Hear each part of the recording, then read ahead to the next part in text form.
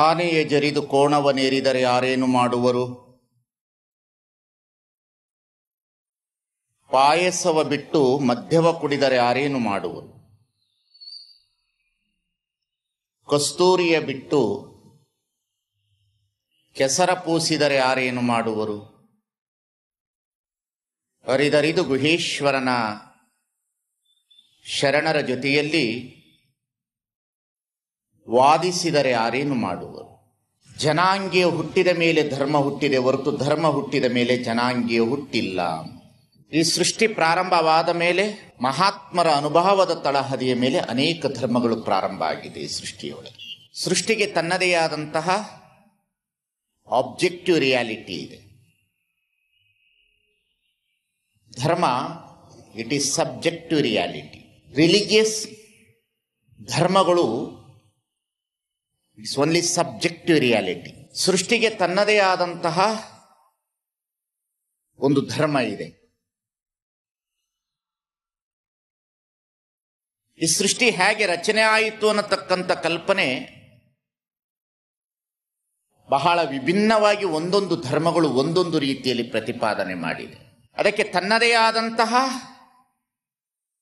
ಸ್ವತಂತ್ರತೆಯ ಪರಿಕಲ್ಪನೆ ಇದೆ ಸೃಷ್ಟಿಗೆ. ಅದನ್ನು ಇವತ್ತಿನವರೆಗೂ ಸಹ ಯಾರೂ ಸಹ ಭೇದಿಸಲಿಕ್ಕೆ ಆಗ್ತಾ ಇಲ್ಲ. ಹಾಗಾಗಿ ಇಲ್ಲಿ ಸುಮಾರು ಒಂದು 5,000 ಅಥವಾ 10,000 ವರ್ಷಗಳ ಹಿಂದೆ ಈ ಸೃಷ್ಟಿ ಆಯಿತು ಅನ್ನತಕ್ಕಂಥದ್ದು ಎಲ್ಲರ ಪರಿಕಲ್ಪನೆ. ಸೃಷ್ಟಿ ಆದಂತೆ ಜೀವರಾಶಿಗಳು ಬೆಳೆದಂತೆ ಮನುಷ್ಯ ಕುಲವು ನಾಗರಿಕತೆಯ ಜೊತೆಯಲ್ಲಿ ಬೆಳೆದು ಬಂದಂತೆ ಧರ್ಮವು ಬೆಳೆಯಿತು ಅನ್ನತಕ್ಕಂಥದ್ದು ಇತಿಹಾಸದ ಪರಂಪರೆ. ಹಾಗಾಗಿ ನಾವು ಯಾರೂ ಸಹ ಈ ಧರ್ಮದಲ್ಲಿ ಹುಟ್ಟಿರುವವರಲ್ಲ, ಈ ಧರ್ಮವನ್ನು ಸ್ವೀಕರಿಸುವವರು. ಎಲ್ಲ ಧರ್ಮಗಳು ಮಹಾತ್ಮರಿಂದ ಸ್ವೀಕರಿಸಲ್ಪಟ್ಟಂತಹ ಧರ್ಮಗಳು ಇದು. ಆದರೆ ಈ ಸೃಷ್ಟಿಯ ಒಳಗಡೆ ಮನುಷ್ಯನಿಗೆ ತನ್ನದೇ ಆದಂತಹ ಅವನ ಆತ್ಮಧರ್ಮಗಳು ಅನ್ನತಕ್ಕಂಥದ್ದು ವೈಯಕ್ತಿಕವಾದುದು ಇದೆ. ಈ ಸೃಷ್ಟಿಯ ಒಳಗಡೆ ದ ಓನ್ ಸೋಲ್ ರಿಲಿಜಿಯಸ್ ಆತ್ಮಧರ್ಮಗಳು ಅಂತಿರು. ಬಹಳ ಮುಖ್ಯವಾಗಿ ಈ ಸೃಷ್ಟಿ ಹೇಗೆ ಆಯಿತು ಅನ್ನತಕ್ಕಂಥದನ್ನ ನಾವು ಸುಮ್ಮನೆ ಬೈಬಲ್ ಒಳಗಡೆ ಪ್ರವೇಶ ಮಾಡಿ ನೋಡಿದಾಗ ಬಹಳ ಕುತೂಹಲಕಾರಿಯಾಗಿ ಸುಮ್ಮನೆ ನಿಮಗೆ ತಿಳಿಸ್ಬೇಕು ಏನೇನಿದೆ ಅಂತ. ಯಾಕೆಂದ್ರೆ ನಾನಿಲ್ಲಿ ಹೇಳಿದ್ದೇನೆ, ನಾನು ನಿಮಗೆ ತಿಳಿಸಲ್ಪಡಲ್ಲ, ಏನೇನಿದೆ ಅಂತ ಹೇಳ್ತೀನಿ ಅಂತ ಹೇಳ್ತಾ ಇದ್ದೇನೆ. ಏನೇನಿದೆ ಅನ್ನೋದನ್ನು ಮೊದಲು ತಿಳಿದುಕೊಳ್ಬೇಕು. ನಾವು ತಿಳಿದುಕೊಳ್ಳೋದೇ ಬಹಳ ಗಲಾಟೆ ಮಾಡ್ತಾ ಇದ್ದೇವೆ ಧರ್ಮದ ವಿಷಯದಲ್ಲಿ, ದೇವರ ವಿಷಯದಲ್ಲಿ. ಸೃಷ್ಟಿಯನ್ನು ರಚನೆ ಮಾಡಬೇಕು ಅನ್ನತಕ್ಕಂಥ ಭಾವ ಪರಮಾತ್ಮನಿಗೆ ಬಂತಂತ. ಆ ಸಂದರ್ಭದಲ್ಲಿ ಸೃಷ್ಟಿಯನ್ನು ಹೇಗೆ ರಚನೆ ಮಾಡಬೇಕು ಅನ್ನತಕ್ಕಂಥದ್ದು ಬಂದಾಗ ಆತನಿಗೆ ಅನಿಸ್ತಂತೆ ಸೋಮವಾರ ಆತ ಈ ಭೂಮಿಯನ್ನು ರಚನೆ ಮಾಡಿದ್ನ,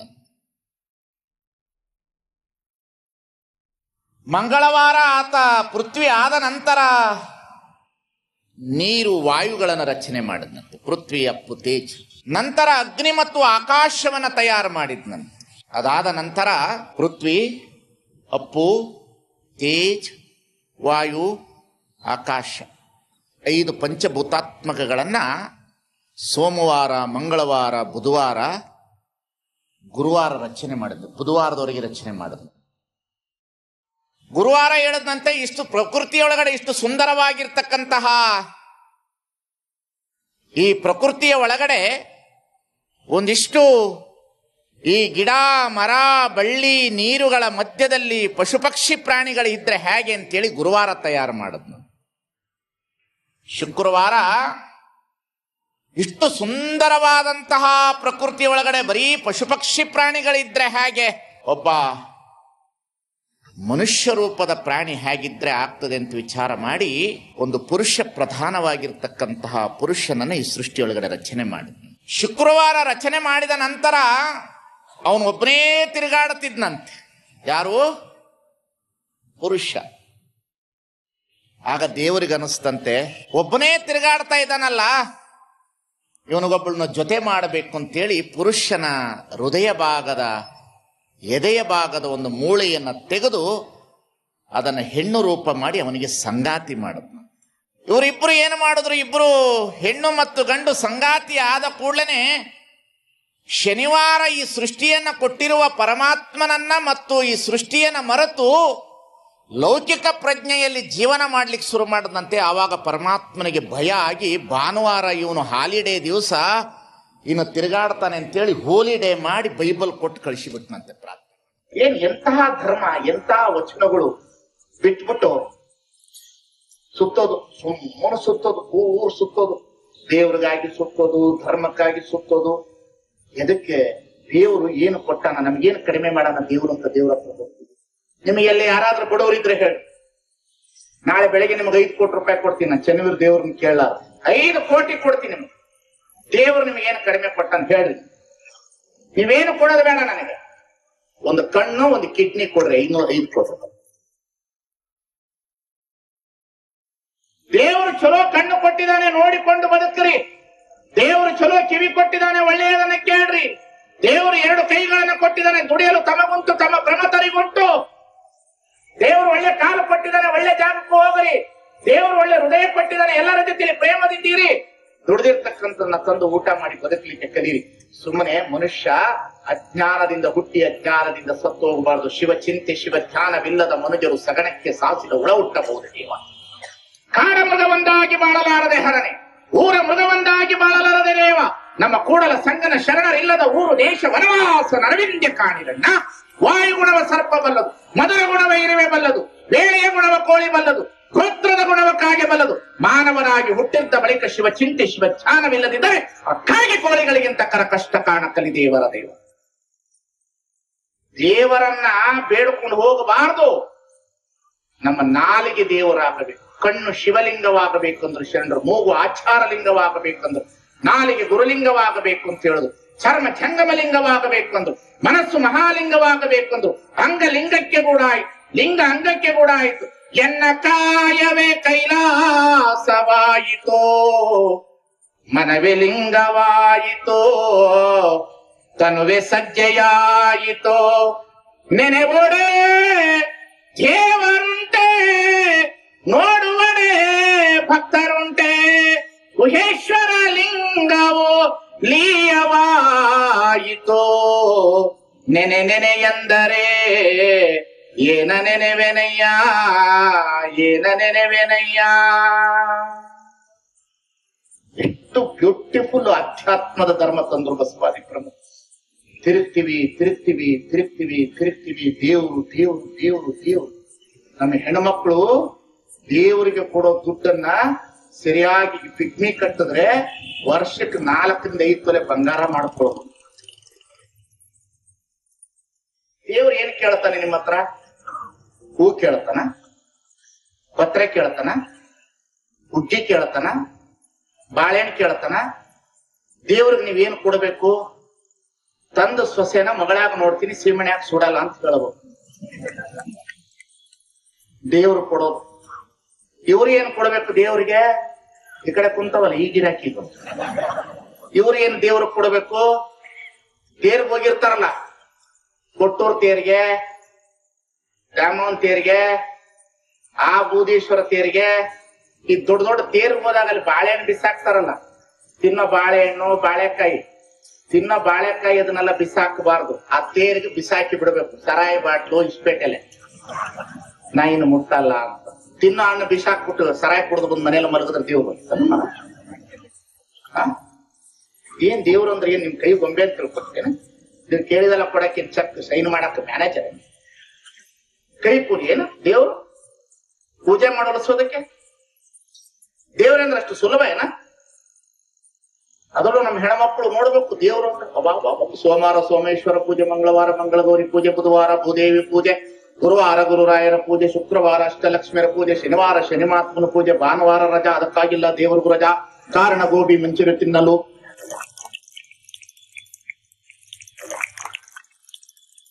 ಜ್ಞಾನ ತುಂಬಿ ಬಿಟ್ಟದ ನಮ್ಮಲ್ಲಿ.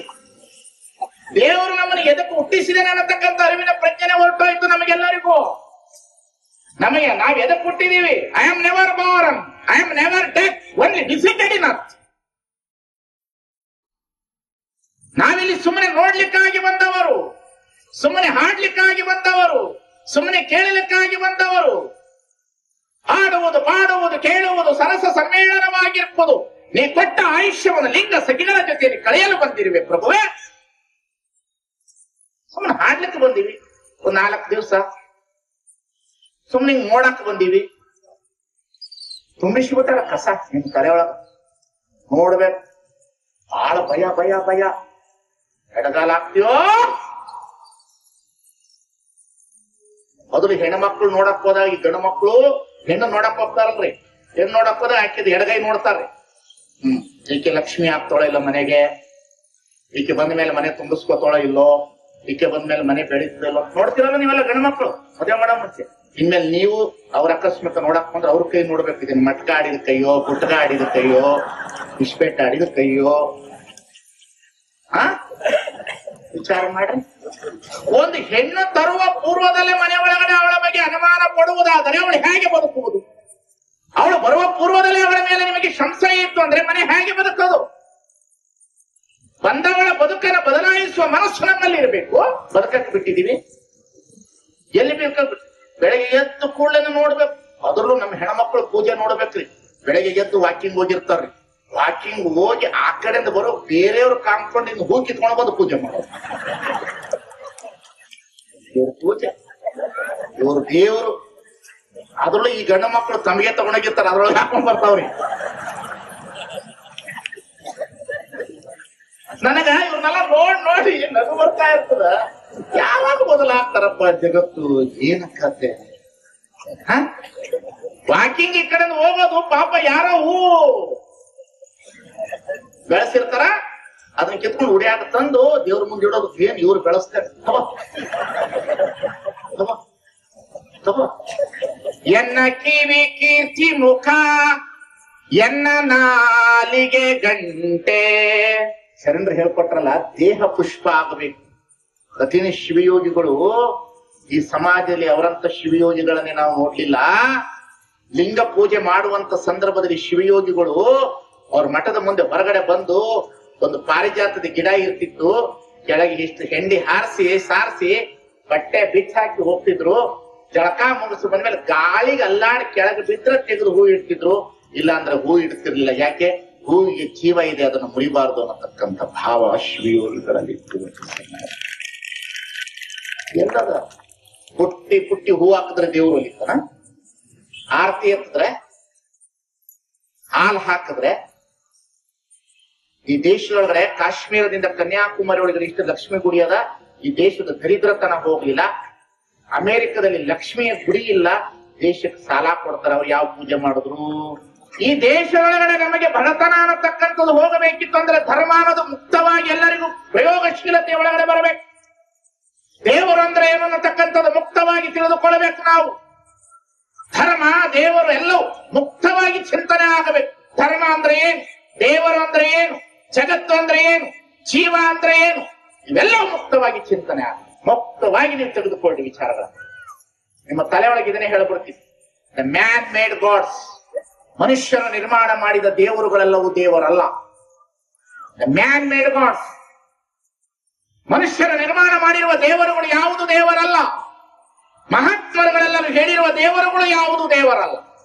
ತಲೆ ಕೆಡುತ್ತ ನೋಡು, ಇವನು ಯಾವ ಸ್ವಾಮಿ ಅಪ್ಪ ಇವ? ಮನುಷ್ಯರ ನಿರ್ಮಾಣ ಮಾಡಿದ ದೇವರು ದೇವರುಗಳಲ್ಲ, ಮಹಾತ್ಮರ ನಿರ್ಮಾಣ ಮಾಡಿದ ದೇವರು ದೇವರುಗಳಲ್ಲ. ಹಾಗಾದ್ರೆ ದೇವರು ಯಾವುದು ಉಳಿಸೋದಿಲ್ಲ ಈ ಜಗತ್ತಿನಲ್ಲಿ.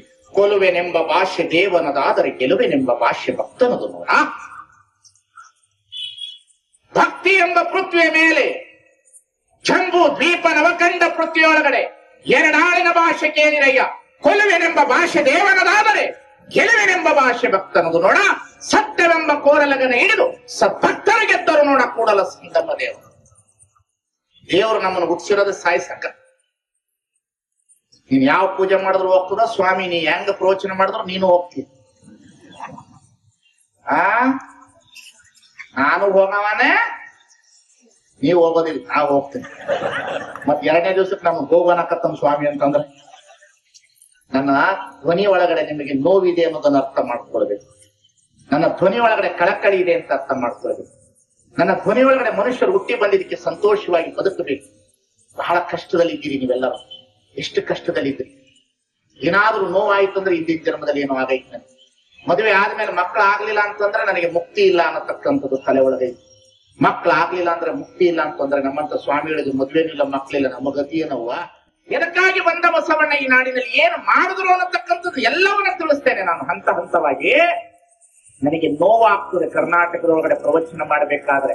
ಕಾರಣ ಏನು ಅಂತಂದ್ರೆ ಬಹಳ ಜನ ವಚನಗಳನ್ನಲ್ಲ, ಬಸವಣ್ಣನವರನ್ನ ಲಿಂಗಾಯತರಿಗೆ ಸೀಮಿತ ಮಾಡಿ ಇಟ್ಟು ಬಸವಣ್ಣ ಎಲ್ಲೋ ಒಂದು ಕಡೆ ಮೂಲೆ ಗುಂಪು ಮಾಡಿ ಇಟ್ಟಿರ್ತಾರೆ. ಮೂಲೆ ಗುಂಪು ನಮ್ಮ ಸ್ವಾರ್ಥಕ್ಕಾಗಿ ಬಸವಣ್ಣನವರನ್ನ ಬಳಸಿದ ನಾವು, ನಮ್ಮ ಅಧಿಕಾರಕ್ಕಾಗಿ ಬಸವಣ್ಣನವರನ್ನ ಬಳಸಿದೋ.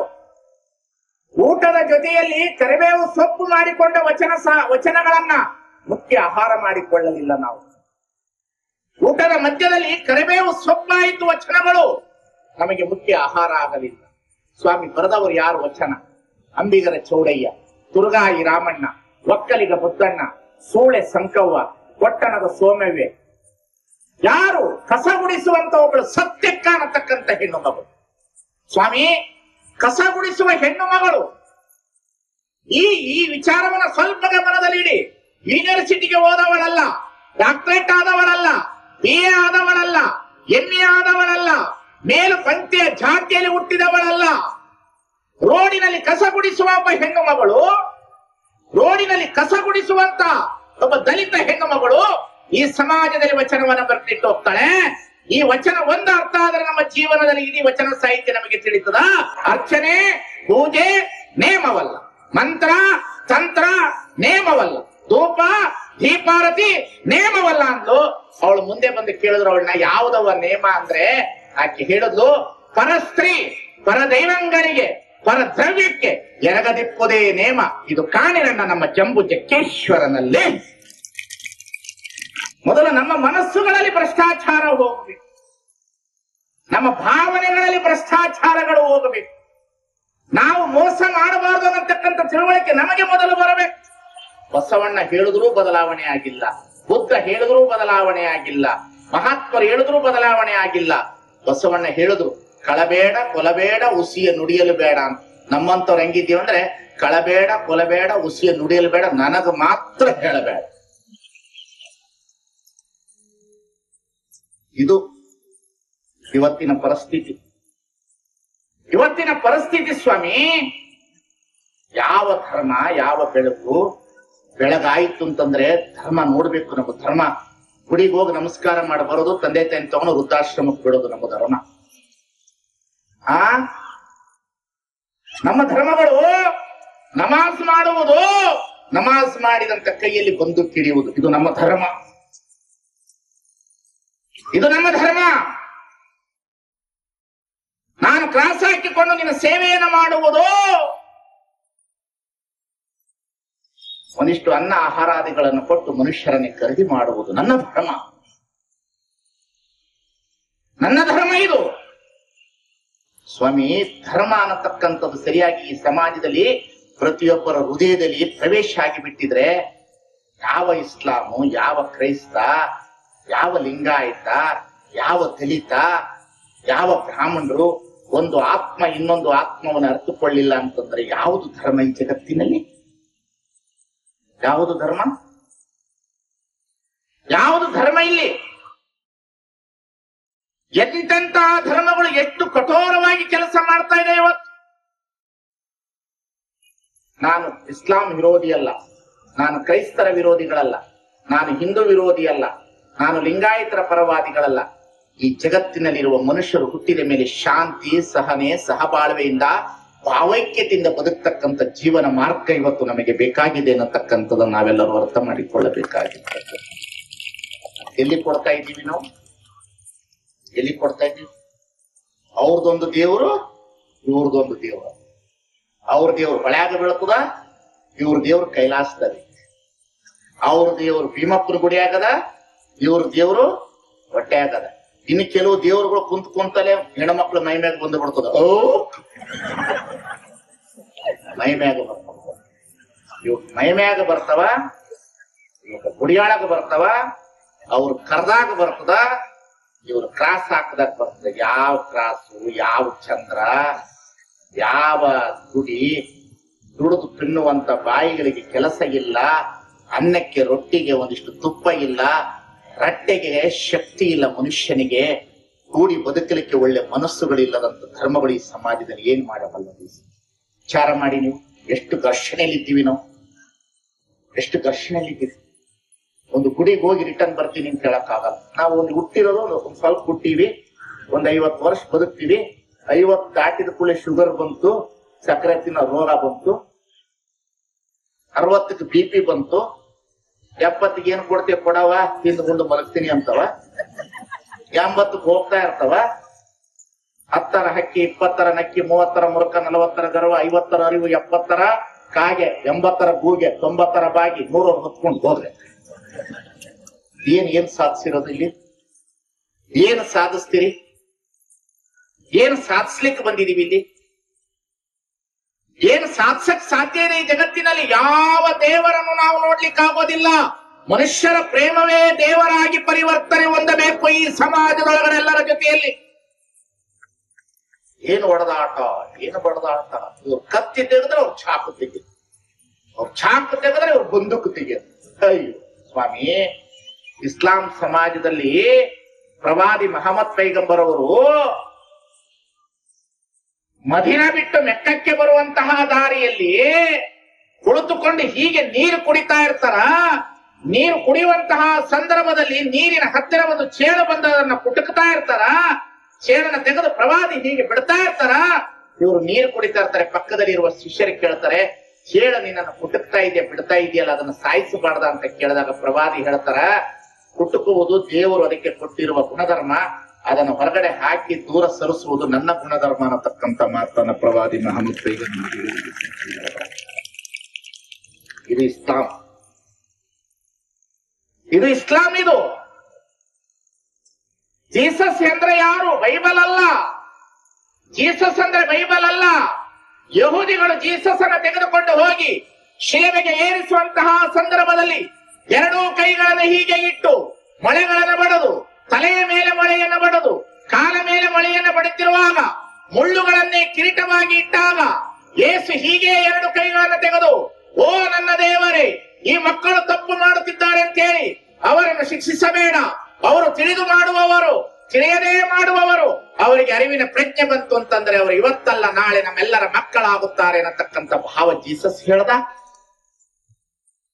ಅಲ್ವಾ? ಬಸವಣ್ಣನ ಹತ್ರ ಬಂದು ಕೇಳಿದ್ರು, ಆವನಾದಡೇನು ಮಹಾದೇವನೆಂಬೋನ ಬಾಯ ತೊಂಬಲ ಮೇಯಿವೆ, ಬೀಳುಡಿಗೆಯ ಒದಿವೆ, ಅವನ ಮನೆಯ ಪಾದವ ಕಾದು ಬದುಕುವೆ ಕೂಡಲ ಸಂಗಮ ದೇವ.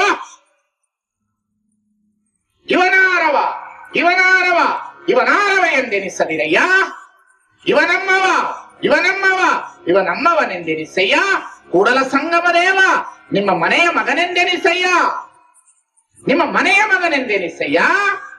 ಶೆಟ್ಟಿ ಎಂಬೆನೆ ಶಿರಿಯಾಳನ, ಮಾದಾರನೆಂಬೆನೆ ದೋಹಾರಯ್ಯನ, ಮಾದಾರನೆಂಬೆನೆ ಚೆನ್ನಯ್ಯನ, ದೋಹಾರನೆಂಬೆನೆ ಕಕ್ಕಯ್ಯನ, ನಾನು ಹಾರುವನೆಂದರೆ ಕೂಡಲ ಸಂಗಮ ದೇವ ನಗುವನಯ್ಯ.